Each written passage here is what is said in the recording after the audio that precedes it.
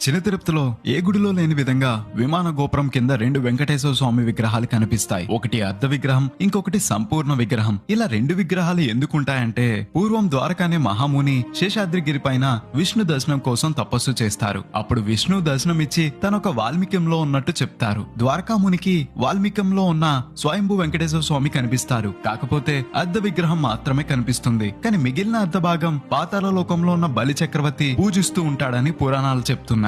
వెంకటేశ్వర స్వామిని ద్వారకాముని కనుగొన్నారు కాబట్టి ఈ క్షేత్రం ద్వారకా తిరుమల అని పిలువబడింది. భక్తులందరూ వెంకటేశ్వర స్వామికి పాద పూజ చేసుకునే భాగ్యం కలిగించడానికి రామానుజాచార్యులు గారు మరొక నిలువెత్తు విగ్రహాన్ని అర్ధ విగ్రహం వెనుక ప్రతిష్ఠించారని చెప్తుంటారు. అలా ఒక విమాన గోపురం కింద 2 వెంకటేశ్వర స్వామి విగ్రహాలు భక్తులకి దర్శనమిస్తాయి. ఈ ఆలయానికి కృతయుగం నాటి చరిత్ర కూడా ఉంది. తిరుమల తర్వాత వెంకటేశ్వర స్వామి భక్తులు ఎక్కువగా వెళ్లే క్షేత్రమే ఈ ద్వారకా తిరుమల. ఇది ఆంధ్రప్రదేశ్ లో ఏలూరుకి